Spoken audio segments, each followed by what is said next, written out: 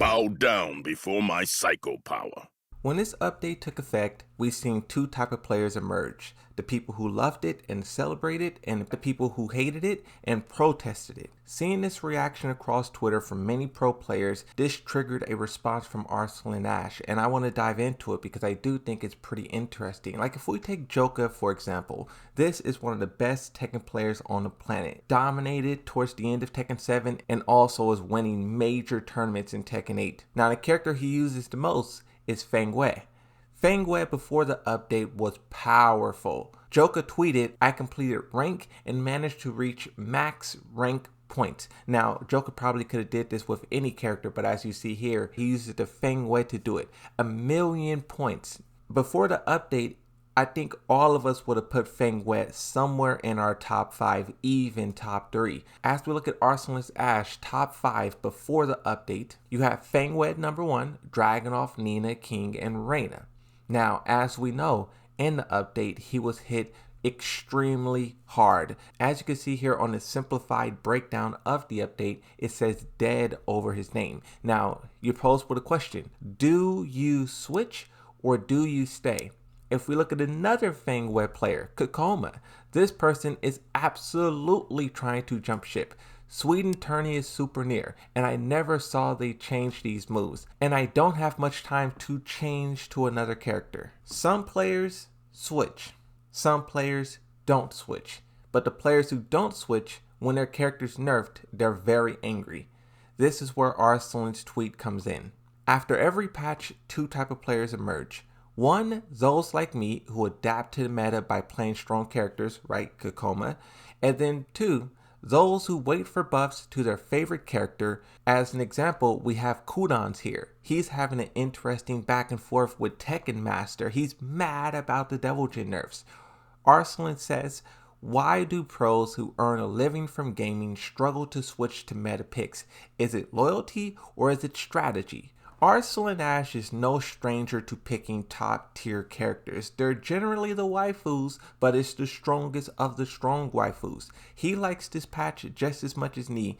Going into it, he was very afraid of Nina being nerfed, but after the fact, she's unnerfed. But still, he altered his set of characters that he's playing. In this patch here, it says I'm maining Nina and Alyssa with Kuma as a pocket pick. On a side note, this is the first time ever that Kuma has been so good at the game, so tournament viable to where you have people who pick only strong characters picking him. I think that says how powerful Kuma is, but also Alyssa. Alyssa players, you're in a hot seat. A lot of you guys be downplaying what this character can do. The fact that Arslan Ash is gravitating to those chainsaws, that says everything we need to know. For the question that he poses on why doesn't people switch, there's a few pro players who respond. And I do want to specify, if you're just an average scrub casual player who plays the game for fun, this really doesn't affect you because you're just playing for fun. But people who are playing for money and for sponsors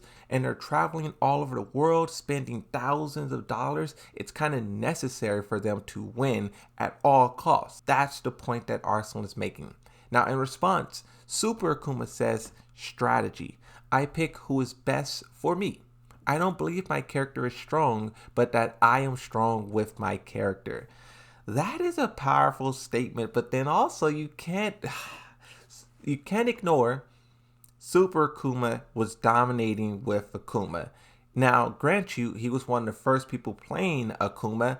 Everyone else at the time said the character was trash, low tier. Go back and look at their tier list. He was like in the C, D tier. It wasn't until Super Akuma was doing his thing, and then also the Pakistani players came in and reinforced what he was doing and took it to an even greater height. That character Akuma was powerful. On a side note, people were wondering how powerful is Akuma without that? Like, what Super Akuma is saying here really will be tested.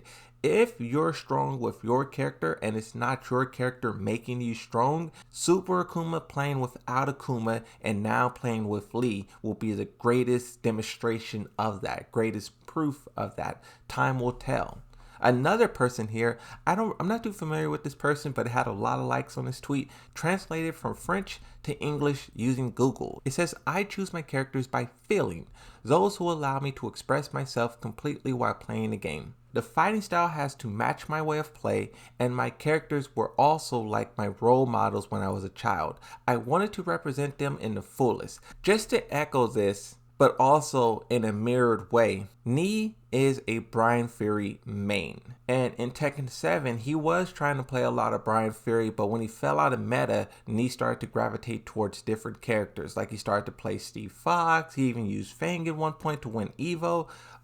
Nee is someone who wants to use his main character, but when the meta doesn't favor Brian Fury, he has no problem in switching. And I see, and see, here's the thing, right? We know after experiencing Tekken 7 what can happen to the people who don't switch.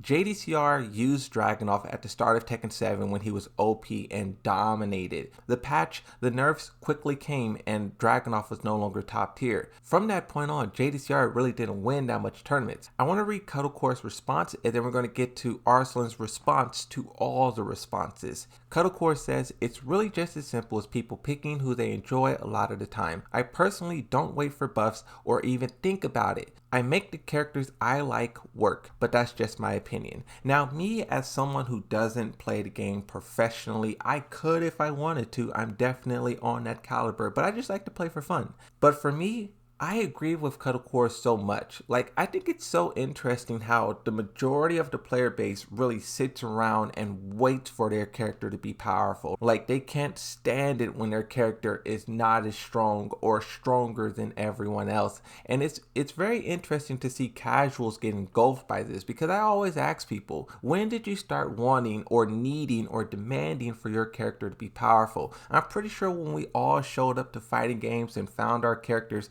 we were just going off of design, we were just going off of looks and the styles. And I felt like when all that changed is with Tekken 7. Not Tekken 7 caused it, but just that era of Tekken 7. When Geese Howard came out and all these games started doing updates and patch notes, specifically for Tekken 7, it was Geese Howard. He came out and they also did this major balance. Dragunov got nerfed, Kazumi got changed, a lot of different characters got nerfed and buffed.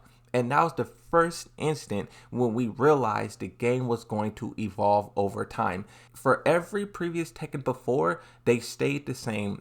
That CD you owned never changed. But with Tekken 7 constantly changing and a lot of times changing to what the pro players are asking, that showed everyone that you don't have to just be comfortable with what your character has. You can try to change and manipulate the game to be what you want it to be. And a lot of people, they do that through YouTube videos, through Twitter posts, through Reddit posts, through tier lists. They will try to put their mind, their biases into the developer's computer and get their character tweaked the way they want it to be tweaked. Now, I think this is a very powerful tool. It was definitely misused in Tekken 7. We blame the developers for a lot of the character balancing and issues, but we got to think about what we did and what we asked the developers to do, because a lot of the times they're listening to us. Feng Wei getting destroyed, that is a reaction to everyone saying Feng Wei got a slap on the wrist in the previous patch. Kazuya and Raven getting buffed, that is a response to everyone saying why did they get buffed in the previous patch. They are listening to us and responding. So many years down the road, if Tekken 8 is a trash game, it will also be us, but also them for listening to us. Arslan says, I agree with you. But pro players get paid by sponsors, traveling the world, and have fans' hopes on their shoulders. They have a responsibility to do everything win, including playing top tier characters, just my opinion. The reason people like this don't really exist is if you're going to be so talented, why are you playing Yoshi? It's because it's about the music. This guy's about the music, that's why. Uh-oh, because he can kill himself.